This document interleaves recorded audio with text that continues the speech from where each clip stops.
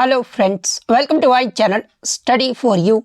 सो guys, जैसा कि आज जो आपका आरआरबी टेक्नीशियन का 29 दिसंबर के थर्ड शिफ्ट का एग्ज़ाम हो गया है दोस्तों, जिसका जो है मैं आपको बिल्कुल 100% एक्यूरेट आंसर के साथ जो है इस वीडियो में बताऊँगा। तो देख लेते हैं कि किस प्रकार की जो है आज आपके 29 दिसंबर के थर्ड शिफ्ट के एग्ज़ाम में जो है प्रश्न पूछे गए हैं। उससे पहले एक बात और दोस्तों, कि जिन्होंने भी अगर चैनल को सब्सक्राइब नहीं किया है तो रेलवे एग्ज़ाम से रिलेटेड पर्पल की अपडेट के लिए जो है चैनल को सब्सक्राइब ज़रूर कर दीजिएगा। और बगल में ही आपको एक बेल आइकन यानी घंटे का निशान भी दिख रहा होगा, तो आप उसे भी जो है ज़रूर प्रेस कर दीजिएगा। तो चलिए वीडियो को स्टार्ट करते हैं। तो आपका पहला क्वेश्चन आया था कि पेरिस ओलंपिक 2024 के उद्घाटन समारोह में जो है भारत के ध्वजवाहक जो है ये कौन रहे थे। तो देखिए, मैं आपको बता दूं कि पेरिस ओलंपिक 2024 के उद्घाटन समारोह के भारत के जो ध्वजवाहक है ना, ये आपके शरद कमल और पीवी सिंधु रही थी। तो शरद कमल और पीवी सिंधु आपका करेक्ट आंसर होगा। इसके अलावा अगर शरद कमल की बात कर ले तो ये जो आपके टेबल टेनिस खिलाड़ी हैं। इसके अलावा अगर पीवी सिंधु की बात कर ले तो ये आपके बैडमिंटन खिलाड़ी हैं। तो ये पॉइंट भी आप ध्यान में रखिएगा। तो ये तो हो गया आपका जो उद्घाटन समारोह के बारे में। अगर आपसे समापन समारोह के बारे में पूछा जाए तो देखिए, पेरिस ओलंपिक 2024 के समापन समारोह में जो है भारत की ओर से निशानेबाज मनु भाकर और हॉकी टीम के गोलकीपर पीआर श्रीजेश जो है ना, ये आपके ध्वजवाहक रहे थे। तो ये पॉइंट भी आपको ध्यान में रखना है। अब देखिए, कुछ एक्स्ट्रा ऑर्डिनरी बच्चे आएंगे, अब ये बोलेंगे कि सर पेरिस ओलंपिक 2024 का नहीं पूछा गया था, पेरिस पैरा ओलंपिक 2024 का पूछा गया था। तो देखिए, मैं आपको बता दूं कि मैंने बहुत सारे बच्चों से कंफर्म किया था, तो प्रश्न जो आपका यही जो वो पूछा गया था। नेक्स्ट क्वेश्चन आपका यहाँ पर आता है कि पेरिस ओलंपिक 2024 में टीम इंडिया के लिए जो है किस कंपनी को जो है भारतीय दल का मुख्य स्पॉन्सर जो ये बनाया गया है। तो देखिए, मैं आपको बता दूं कि पेरिस ओलंपिक 2024 में टीम इंडिया के लिए जो है आपका जो ये अडानी ग्रुप था ना, इसे भारतीय दल का जो है मुख्य स्पॉन्सर जो वो बनाया गया था। तो अडानी ग्रुप आपका करेक्ट आंसर होगा। नेक्स्ट क्वेश्चन आपका यहाँ पर आता है कि what discoveries did Ernest Rutherford made by bombarded gold foil with alpha particles. यानी अर्नेस्ट रदरफोर्ड ने जो है सोने की पन्नी पर अल्फा कणों की बमबारी करके जो है किसकी जो वो खोज किए थे। तो देखिए, अर्नेस्ट रदरफोर्ड के द्वारा जो है ये आपका नाभिक की खोज जो वो किया गया था। तो नाभिक की खोज आपका करेक्ट आंसर होगा। नेक्स्ट आपका क्वेश्चन यहाँ पर आया था कि भारत के 50वें मुख्य न्यायाधीश यानी चीफ जस्टिस ऑफ इंडिया जो है ये कौन थे, जिन्होंने 10 नवंबर को जो है अपने पद से जो वो रिटायर जो वो हो गए हैं। तो देखिए, मैं आपको बता दूं कि भारत के 50वें जो मुख्य न्यायाधीश थे ना, ये आपके न्यायमूर्ति धनंजय यशवंत चंद्रचूड़ थे। तो धनंजय यशवंत चंद्रचूड़ आपका करेक्ट आंसर होगा।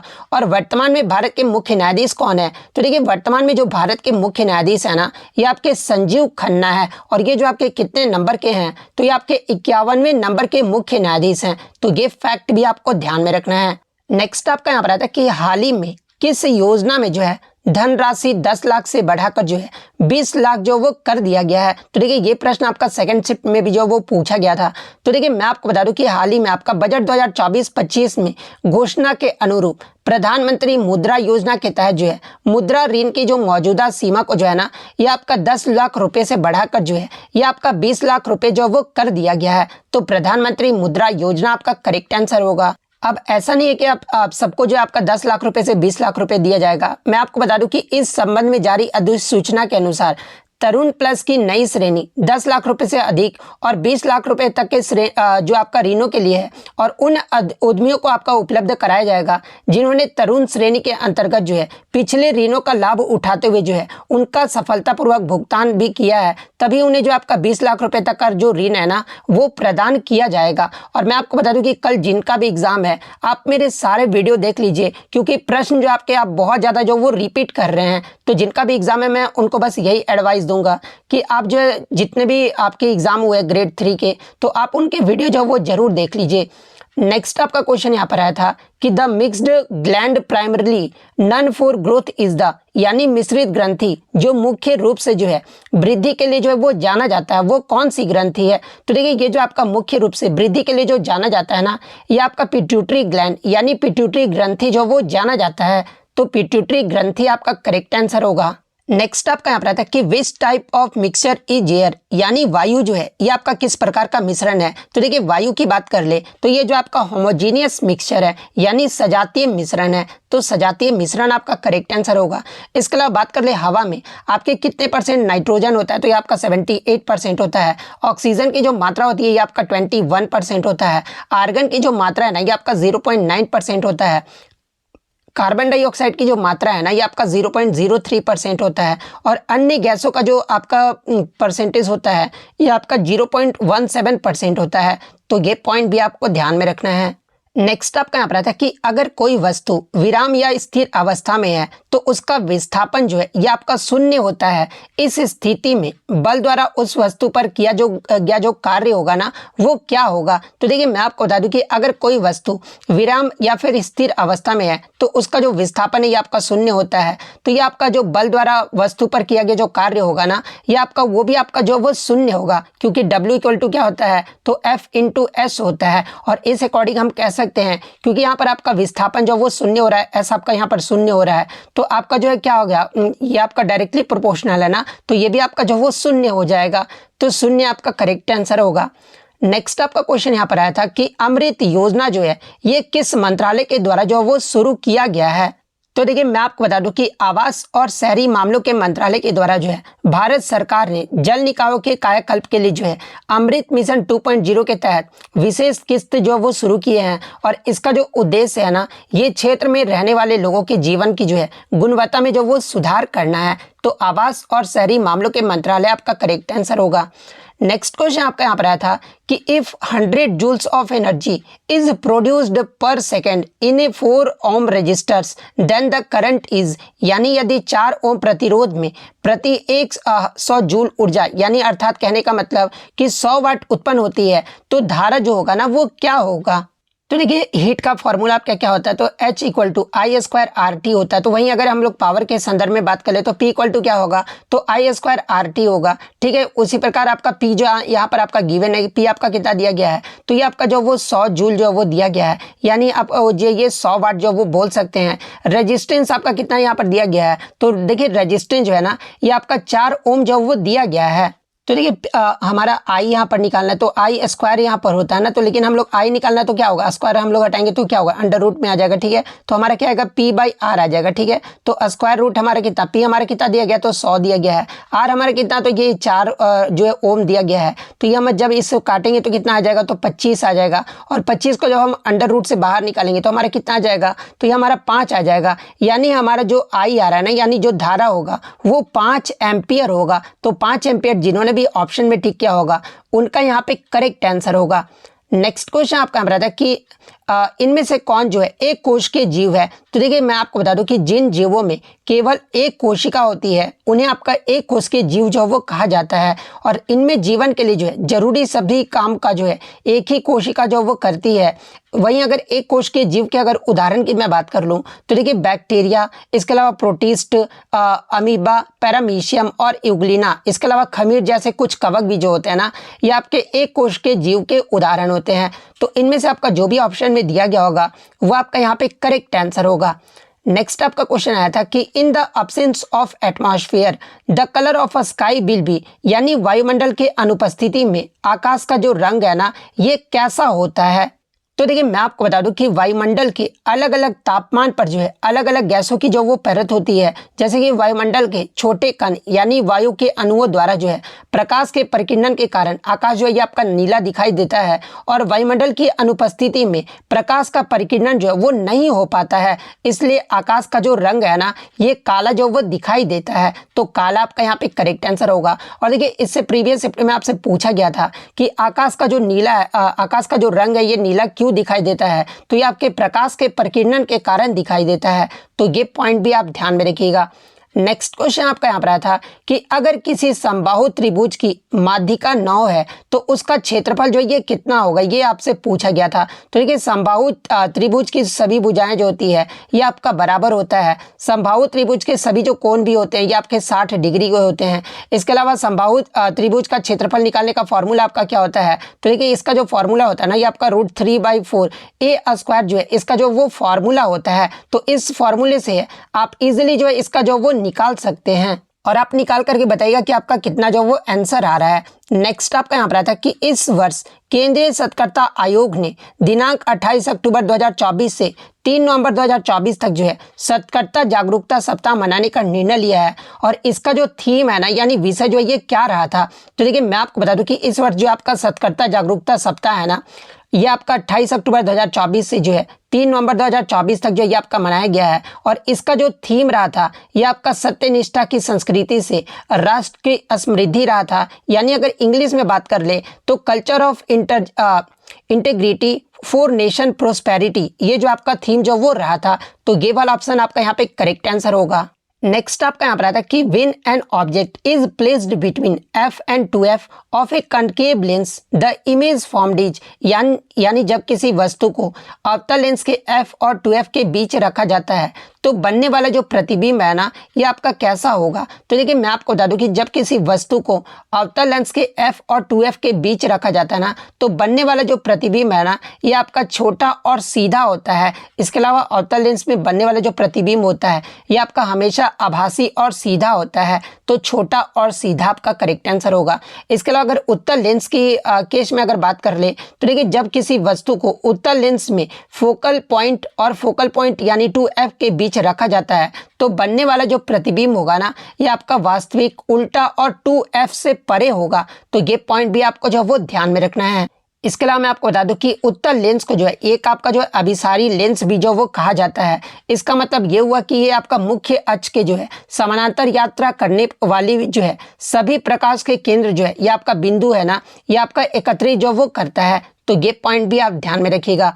नेक्स्ट आपका क्वेश्चन आया था कि x आपका ये रीजनिंग से प्रश्न आया था कि x आपका रेशियो 19 दिया गया था, उसी प्रकार y आपका जो है बिलोंग्स टू 23 जो वो दिया गया था। तो देखिए मैं आपको आंसर जो बता दूं ना कि आपका 76 और 92 आएगा, यानी x के स्थान पे जो है आपका 76 आएगा और y के स्थान पे जो आपका 92 आएगा। अब 92 और 76 कैसे आएगा ये मैं आपको बता देता हूँ। तो देखिए 19 इंटू 4 कितना होता है, तो ये आपका 76 होता है। उसी प्रकार 23 इंटू 4 करेंगे तो कितना हमारा आता है, तो ये हमारा 92 आता है। तो इस प्रकार हम कह सकते हैं कि x के स्थान पे जो है हम लोग 76 रख लेंगे और y के स्थान पे जो है हम लोग क्या रखेंगे, तो ये 92 रखेंगे। तो 76 और 92 आपका करेक्ट आंसर होगा। नेक्स्ट आपका यहाँ पर आता है कि किसी वस्तु की प्रारंभिक और अंतिम स्थिति के बीच न्यूनतम दूरी को जो है क्या कहते हैं। तो देखिए किसी वस्तु के प्रारंभिक और अंतिम स्थिति के बीच न्यूनतम दूरी को जो है ना ये आपका डिस्प्लेसमेंट यानी विस्थापन जो वो कहा जाता है। तो विस्थापन आपका करेक्ट आंसर होगा। नेक्स्ट आपका क्वेश्चन आया था कि गतिज ऊर्जा का जो वो सूत्र पूछा गया था। तो देखिए गतिज ऊर्जा का जो सूत्र होता है ना ये आपका हाफ mv² होता है। तो हाफ mv² आपका करेक्ट आंसर होगा। नेक्स्ट आपका क्वेश्चन यहाँ पर आया था कि अम्ल और क्षार मिलने से जो है लवण और जल बनाने की अभिक्रिया को जो ये क्या कहा जाता है। तो देखिए अम्ल और क्षार मिलने से लवण और जल बनने की जो अभिक्रिया होती है ना इसे आपका न्यूट्रलाइजेशन रिएक्शन यानी उदासीनीकरण अभिक्रिया जो वो कहा जाता है। तो उदासीनीकरण अभिक्रिया आपका करेक्ट आंसर होगा। नेक्स्ट आपका क्वेश्चन यहाँ पर आया था कि in which of the following multiple fission occurs, यानी निम्नलिखित में से किसमें जो है बहुविखंडन होता है। तो देखिए मैं आपको बता दूं कि बहुविखंडन एक प्रजनन चक्र है जिसमें एक मूल कोशिका से जो है कोई जीव बनते हैं। और इसके अगर उदाहरण की बात कर ले तो इसमें आपका प्लाज्मोडियम, मलेरिया परजीवी ये सभी जो होते हैं ना ये आपके बहुविखंडन से होता है। तो ऑप्शन में आपका प्लाज्मोडियम दिया गया था, तो प्लाज्मोडियम आपका यहाँ पे करेक्ट आंसर होगा। नेक्स्ट आपका यहाँ पर क्वेश्चन आया था कि गोनोरिया और HIV एड्स जो है ये आपका किस प्रकार की बीमारियां हैं। तो देखिए गोनोरिया और एड्स जो है ना ये दोनों ही आपके यौन संपर्क के जरिए फैलने वाली बीमारियां हैं, यानी सेक्सुअल ट्रांसमिटेड डिजीज है। तो यौन संपर्क आपका करेक्ट आंसर होगा। नेक्स्ट आपका क्वेश्चन यहाँ पर आया था कि हथेली पर एसीटोन डालने से जो है ये क्या होता है। तो देखिए मैं आपको बता दूं कि जब हमारी हथेली पर आपका जो है एसीटोन डाला जाता है ना तो एसीटोन जो है हमारी हथेलियों से जो है गर्मी को अवशोषित कर लेता है, क्योंकि हमारे शरीर का जो टेम्परेचर यानी तापमान जो होता है ये आपका अधिक होता है और फिर तेजी से वाष्पित होकर जो है ये आपका ठंडा का एहसास जो वो देता है। इसलिए जब हम अपनी हथेली पर एसीटोन डालते हैं ना तो हमें ठंडक का एहसास जो वो होता है। तो ऑप्शन में आपका ठंडक जो वो दिया गया था, तो ठंडक आपका करेक्ट आंसर होगा। नेक्स्ट क्वेश्चन आपका यहाँ पर आया था कि कि जनरल फार्मूला ऑफ एल्केन, यानी एल्केन का जो आपका सूत्र पूछा गया था, तो देखिए एल्केन का जो सूत्र होता है ना, ये आपका CnH2n+2 होता है। तो CnH2n+2 आपका करेक्ट आंसर होगा। नेक्स्ट आपका क्वेश्चन आया था कि यदि किसी वस्तु पर 1 न्यूटन का बल लगाते हैं तो 1 मीटर विस्थापित हो जाती है, तो वस्तु के द्वारा किया गया कार्य जो होगा ना, ये कितना होगा। तो देखिए अभी कुछ देर पहले ही मैंने आपको बताया था कि वर्क इक्वल टू क्या होता है, तो F इंटू एस होता है। तो हमारा जब यहाँ पर F यानी बल जो हमारा 1 न्यूटन दिया गया तो 1 हो जाएगा, और हमारा S यानी डिस्प्लेसमेंट विस्थापन जो यहाँ पर 1 दिया गया है, तो 1 इंटू 1 कितना होगा, तो वर्क हमारा 1 जूल होगा। तो 1 जूल आपका करेक्ट आंसर होगा। अगर आपको फॉर्मूला पता होता तो आप इजीली जो है इसे जो है वो सॉल्व कर लेते। नेक्स्ट क्वेश्चन आपका यहाँ पर आता है कि निम्नलिखित में से कौन अजैव निम्नीकरण को सबसे अधिक जो ये आपका प्रभावित करता है। तो देखिए ये जो आपका प्लास्टिक है ना, ये आपका अजैव निम्नीकरण पदार्थों में से एक है, और ये जो आपका पर्यावरण को जो है सबसे ज़्यादा जो ये आपका प्रभावित जो वो करता है, तो प्लास्टिक आपका करेक्ट आंसर होगा। इसके अलावा अजैव निम्नीकरण के अगर अन्य उदाहरण की बात कर ले तो देखिए प्लास्टिक की बोतलें, इसके अलावा पॉलीथीन, इसके अलावा कांच, इसके अलावा सिरिंज, इसके अलावा रसायन और पेंट प्लास्टिक, ये सभी जो होते हैं ना, ये आपके अजैव निम्नीकरण पदार्थ के उदाहरण होते हैं। तो ये पॉइंट भी आप ध्यान में रखिएगा। नेक्स्ट आपका यहाँ पर क्वेश्चन आया था कि जल की अनुपस्थिति में अम्लीय गुण जो है ये क्यों नहीं दिखाता है। हालांकि मैं बता दूं कि इसमें आपका स्टेटमेंट बेस्ड जो है वो प्रश्न पूछा गया था। तो देखिए मैं आपको बता दूं कि अम्ल का अम्लीय व्यवहार हाइड्रोजन आयनों की उपस्थिति के कारण होता है, लेकिन जल की अनुपस्थिति में अम्ल जो है ना, ये अपना अम्लीय व्यवहार नहीं दिखाएगा। और ऐसा इसलिए नहीं दिखाएगा क्योंकि जल की अनुपस्थिति में ये जो आपका अम्ल H+ जो आयन का उत्पादन करने के लिए जो है ये अलग जो वो नहीं हो पाता है, इसलिए जल की अनुपस्थिति में अम्ल जो होता है ना, ये अम्लीय गुण जो वो नहीं दिखाता है। तो ये वाला ऑप्शन आपका दिया गया था, तो ये वाला ऑप्शन आपका यहाँ पे करेक्ट आंसर होगा। नेक्स्ट आपका क्वेश्चन यहाँ पर आया था कि जब कॉपर की क्रिया ऑक्सीजन से कराई जाती है तो कॉपर ऑक्साइड जो है ये किस रंग का होता है। तो आप यहाँ पे रिएक्शन देख सकते हैं। तो देखिए जब कॉपर को जब ऑक्सीजन के साथ अभिक्रिया कराया जाता है तो ये आपका कॉपर ऑक्साइड बनता है, और ये जो आपका काला रंग का होता है, तो काला रंग आपका करेक्ट आंसर होगा।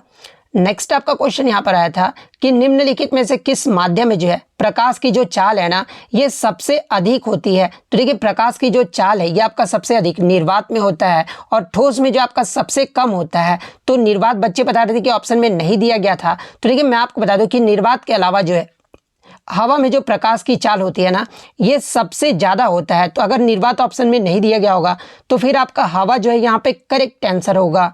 नेक्स्ट आपका यहाँ पर था कि वृद्धि हार्मोन किस ग्रंथि द्वारा जो ये आपका स्रावित होता है। तो देखिए वृद्धि हार्मोन की बात कर ले तो ये जो आपका पीयूष ग्रंथि के द्वारा जो ये आपका स्रावित होता है, तो पीयूष ग्रंथि आपका करेक्ट आंसर होगा। नेक्स्ट क्वेश्चन आपका यहाँ पर आया था कि वृद्धि हार्मोन हमारे वृद्धि हार्मोन का जो मुख्य कार्य पूछा गया था। तो देखिए वृद्धि हार्मोन अभी मैंने बताया कि हमारे मस्तिष्क को जो है पिट्यूटरी ग्रंथि द्वारा जो ये आपका निर्मित होता है, और हमारी ऊंचाई, हड्डियों की लंबाई और मांसपेशियों की वृद्धि को जो है ये आपका वृद्धि हार्मोन जो ये नियंत्रित करता है। तो ये वाला ऑप्शन आपका यहाँ पे करेक्ट आंसर होगा। नेक्स्ट आपका यहाँ पर आता है कि निम्नलिखित में से कौन सा कथन जो है ना ओजोन के बारे में आपका सत्य दिया गया था। तो जहां पर आपका एक कथन दिया गया था कि 1980 के दशक में वातावरण में जो है ओजोन की मात्रा जो है ना ये आपका तेजी से जो है वो कम होने लगी थी। तो ये वाला ऑप्शन जो है वो करेक्ट आंसर होगा, क्योंकि 1980 के दशक में वातावरण में ओजोन की जो मात्रा है ना ये आपका तेजी से जो वो कम जो वो होने लगा था। तो ये वाला ऑप्शन आपका करेक्ट आंसर होगा। इसके अलावा अगर ओजोन के अगर सही कथन की बात कर ले तो देखिए ओजोन O3 जो है ऑक्सीजन के 3 परमाणुओं द्वारा जो है गठित एक अणु है, और ओजोन जो होता है ना ये आपका घातक जहर होता है, यानी जो है आपका जहरीला जो वो जहर होता है। इसके अलावा वायुमंडल के समताप मंडल में जो ये आपका ओजोन जो वो पाया जाता है। हालांकि वायुमंडल के उच्च स्तरों पर जो है ओजोन जो है ना ये आपका आवश्यक कार्य करती है, जो कि आपका सूर्य से जो आपका अल्ट्रावायलेट जो रे होता है ना, यानी पैराबैंगनी जो विकिरण होता है, इससे पृथ्वी के सतह को जो ये आपका बचाता है। तो ये सारे पॉइंट जो आपको ध्यान में रखना है। नेक्स्ट आपका यहाँ पर आता है कि बेकिंग पाउडर बनाने के लिए बेकिंग सोडा में जो है कौन सा अम्ल जो वो मिलाया जाता है। तो देखिए बेकिंग पाउडर बनाने के लिए बेकिंग सोडा में जो है ये आपका टार्टरिक अम्ल जो वो मिलाया जाता है। तो टार्टरिक अम्ल आपका करेक्ट आंसर होगा। नेक्स्ट आपका यहाँ पर आता है कि सोडियम या पोटेशियम हाइड्रोक्साइड के साथ किस अम्ल की प्रतिक्रिया से जो ये आपका साबुन बनता है। तो देखिए सोडियम या पोटेशियम हाइड्रोक्साइड के साथ आपका कार्बनिक अम्ल की प्रतिक्रिया के साथ जो है ये आपका साबुन जो वो बनता है। तो कार्बनिक अम्ल आपका करेक्ट आंसर होगा। नेक्स्ट क्वेश्चन आपका यहाँ पर आया था कि अगर 1 एम्पियर करंट 5 मिनट तक फ्लो होता है तो चार्ज जो होगा ना ये आपका कितना फ्लो होगा। तो देखिए मैं आपको बता दूं कि यहाँ पर आपका ये आपको यहाँ पर करंट आपका कितना दिया गया है। तो देखिए आई जो है आपका ना ये कितना दिया गया है, तो यहाँ पर आपका 1 एम्पियर दिया गया है और करंट जो है ये आपका 5 मिनट तक जब वो फ्लो हो रहा है तो यानी आपका टाइम जो है कितना दिया गया है, तो यहाँ पर 5 मिनट जो वो दिया गया है। तो टाइम को हम लोग क्या करेंगे, 5 मिनट को जो है ना ये सेकंड में जो वो चेंज कर लेंगे। तो टी को हम लोग जो है मिनट को सेकंड में कैसे चेंज करते हैं, तो यहाँ पर आपका 5 दिया गया है तो हम लोग 60 से इनटू कर देंगे तो हमारा यहाँ पर कितना आ जाएगा, तो 300 सेकंड जो वो निकल कर आ जाएगा। यानी जो टाइम आएगा ना ये हमारा 300 सेकंड जो वो आ जाएगा। अब हम लोग बात कर लेते हैं कि चार्ज के संदर्भ में आपका ये फॉर्मूला क्या होता है। तो यहाँ पर आपका जो फॉर्मूला होता है ना वो आपका I इक्वल टू जो है Q/T, आपने ये फॉर्मूला पढ़ा होगा। तो देखिए यहाँ पर आपको जो है क्या निकालना है, तो यहाँ पे चार्ज निकालना है। तो Q इक्वल टू आपका क्या आएगा, तो देखिए Q इक्वल टू आपका IT आएगा और I हमारा कितना दिया, तो 1 दिया गया है और अभी हमने टाइम निकाला कितना, तो 3, तो 300 इंटू 1 कितना होगा, तो ये हमारा 300 होगा। और चार्ज का आपका ऐसा यूनिट क्या होता है, तो कूलम होता है। तो 300 कूलम जो है आपका यहाँ पर निकल कर आ जाएगा। तो 300 कूलम आपका यहाँ पे करेक्ट आंसर होगा। नेक्स्ट आपका यहाँ पर आता है कि खाद्य जल में ऊर्जा का जो प्रवाह है ना ये कैसा होता है। जहाँ पे ऑप्शन में आपका दिया गया था कि एकल दिशात्मक होता है, बहुत दिशात्मक होता है, 1 और 2 दोनों होता है, या फिर इनमें से कोई नहीं होता है। तो देखिए मैं आपको बता दूं कि खाद्य जाल में जो है ये आपका ऊर्जा का जो प्रवाह है ना ये आपका एकल दिशात्मक होता है। तो एकल दिशात्मक आपका यहाँ पे करेक्ट आंसर होगा। तो इतने क्वेश्चन जो है आज मुझे बच्चों के द्वारा मिले हैं जो कि 100% रियल और ऑथेंटिक है। तो अगर वीडियो अच्छी लगी हो तो वीडियो को जो है लाइक ज़रूर कर दीजिएगा और इसी तरह रेलवे की रियल एनालिसिस पाने के लिए या फिर NTPC या फिर आप ग्रुप डी की या फिर आप RPF की तैयारी कर रहे हैं तो आपको जो यहाँ पर तैयारी जो है बिल्कुल जेन्युइन तरीके से कराया जाएगा। तो आप चैनल को जो है वो ज़रूर सब्सक्राइब कर लीजिएगा। तो मिलते हैं नेक्स्ट वीडियो में, तब तक thank you, all the best.